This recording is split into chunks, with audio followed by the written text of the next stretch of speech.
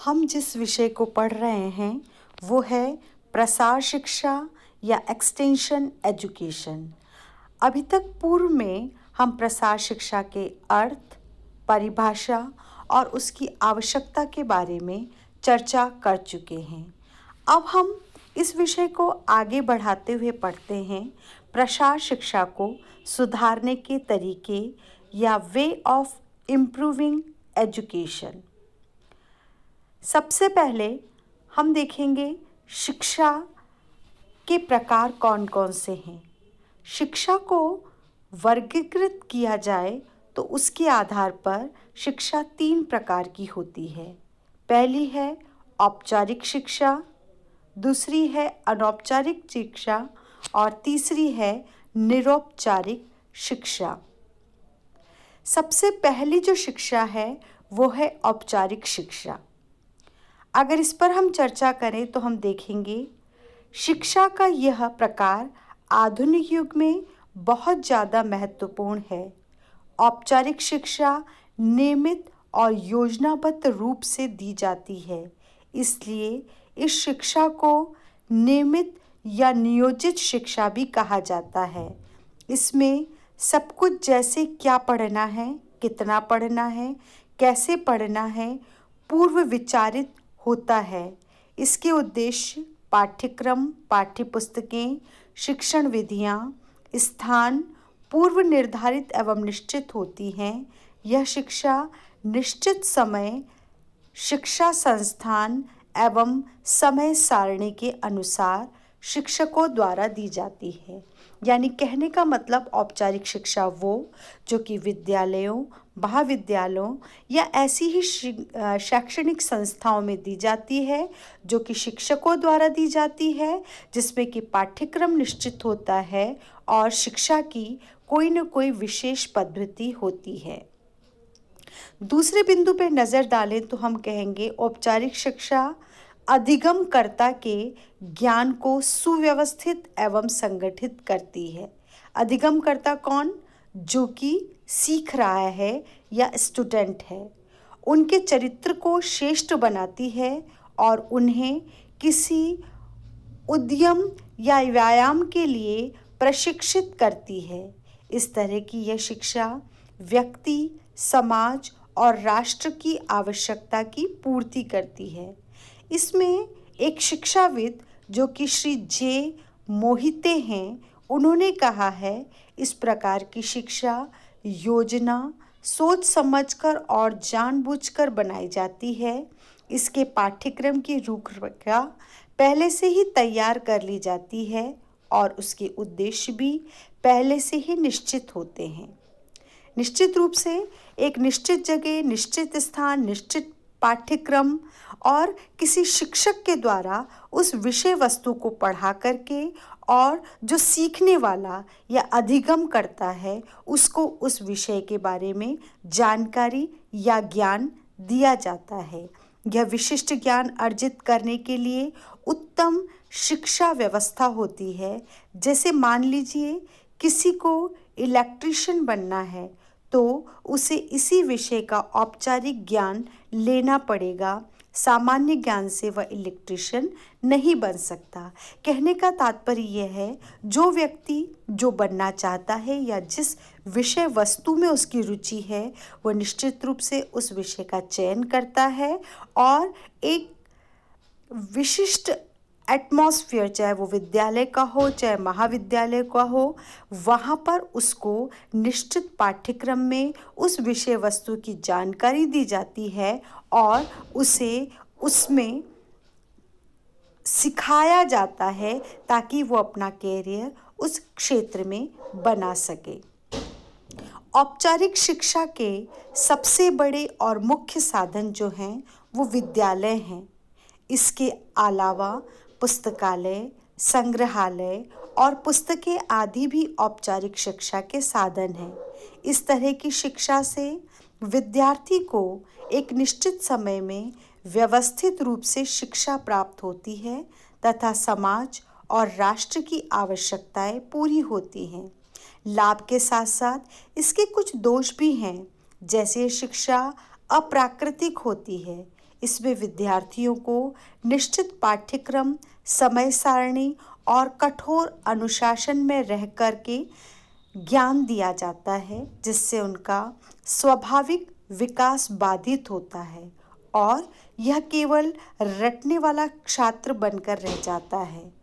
एक शिक्षक मोहंते जो हैं वो कहते हैं, औपचारिक शिक्षा कठोर, कृत्रिम तथा जीवन के अनुभवों से कटी हुई होती है, लेकिन अब आधुनिक शिक्षा नीतियों में औपचारिक शिक्षा को भी विद्यालय के बाहरी वातावरण और जीवन के अनुभव से जोड़ने पर विशेष जोर दिया जा रहा है।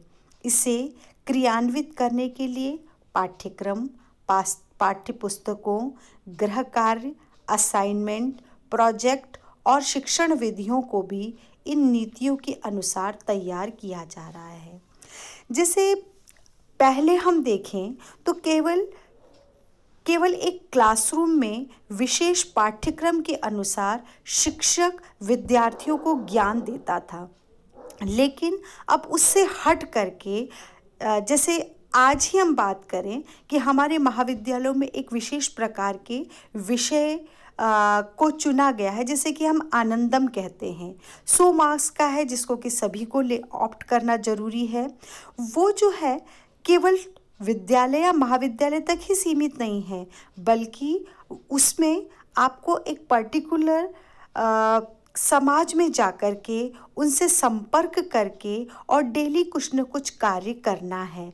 तो इस तरह का जो कार्य है वो बहुत मोनोटोनस या उसमें एक रास्ता नहीं होती, उसमें थोड़ा सा चेंज होगा, उसमें आपको असाइनमेंट मिलेंगे, आपको प्रोजेक्ट बनाना होगा। तो है तो वो औपचारिक विधि, लेकिन उसको थोड़ा सा मोल्ड कर दिया जाता है, समाज के साथ जोड़ दिया गया है, जिससे कि वो आपके व्यक्तित्व का और भी अधिक विकास कर सके। अगर हम इस चित्र में देखें तो औपचारिक शिक्षा के इसमें मुख्य साधनों के बारे में बताया गया है। स्कूल, कॉलेज, विश्वविद्यालय, धार्मिक संस्थाएं, पुस्तकालय, ये मुख्य रूप से औपचारिक शिक्षा प्राप्त करने के साधन हैं। औपचारिक शिक्षा की बारे में इतनी जानकारी प्राप्त करने के बाद हम इसकी विशेषता पर एक नज़र डालेंगे। औपचारिक शिक्षा नियमित, योजनाबद्ध और सुव्यवस्थित ढंग से दी जाती है। यह बात तो बिल्कुल पक्की है। देखिए, नियमित, रोज आपको कॉलेज आना है, उससे आपकी नियमितता होती है। योजनाबद्ध, एक पाठ्यक्रम है, उस योजना के अनुसार और एक टाइम टेबल के अनुसार आपको पढ़ना है, इसलिए औपचारिक शिक्षा नियमित, योजनाबद्ध और सुव्यवस्थित होती है। यह कठोर और अप्राकृतिक होती है, इनका जीवन के अनुभव से वास्ता नहीं होता। निश्चित रूप से पाठ्यक्रम को जब आप पढ़कर अपने जीवन में लागू करेंगे और उससे जो अनुभव प्राप्त करेंगे, तभी आप उसको और ज़्यादा ग्रहण कर पाएंगे। केवल पुस्तकीय ज्ञान से केवल आपके नंबर आ सकते हैं, परसेंटेज आ सकते हैं और उन नंबरों के आधार आप नौकरी प्राप्त कर सकते हैं, लेकिन उस ज्ञान का प्रयोग जब आप अपने कार्यक्षेत्र में करेंगे, तभी ये औपचारिक शिक्षा आपको सफलता की ओर आगे ले जाएगी। यह मुख्यतः कृत्रिम वातावरण तथा स्कूल, कॉलेज और विश्वविद्यालयों तक ही सीमित होती है। यह इसकी एक मुख्य विशेषता है कि एक सीमित वातावरण में ही इसको दी जा सकती है। नेक्स्ट बिंदु जो है, यह पूर्व निर्धारित लक्ष्यों और उद्देश्यों के मद्देनजर दी जाती है। यह निश्चित बात है। पूर्व निर्धारित लक्ष्यों मतलब पाठ्यक्रम एक निश्चित कर रखा है कि फर्स्ट ईयर पास करने के लिए ये सिलेबस है और इनको पास करना है, तब आप बीए फर्स्ट ईयर पास कर पाएंगे या बीएससी फर्स्ट ईयर पास कर पाएंगे। तो औपचारिक शिक्षा में एक निश्चित लक्ष्य और उद्देश्य होता है।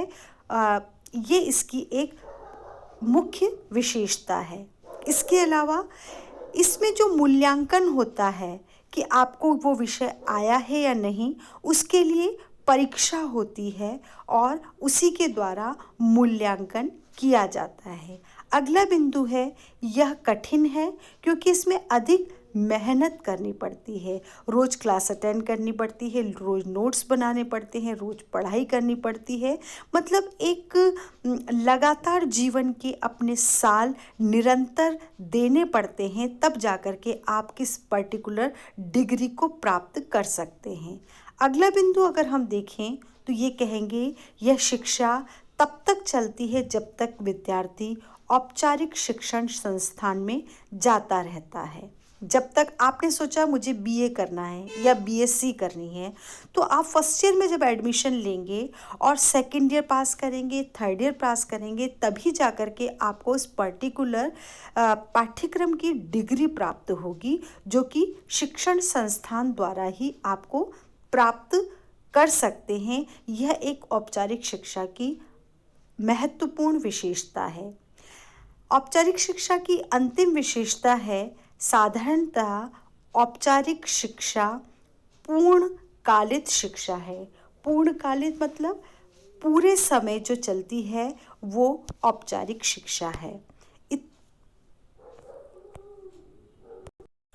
औपचारिक शिक्षा की विशेषताओं पे चर्चा करने के बाद कल हम शिक्षा के दूसरे प्रकार के बारे में चर्चा करेंगे। धन्यवाद।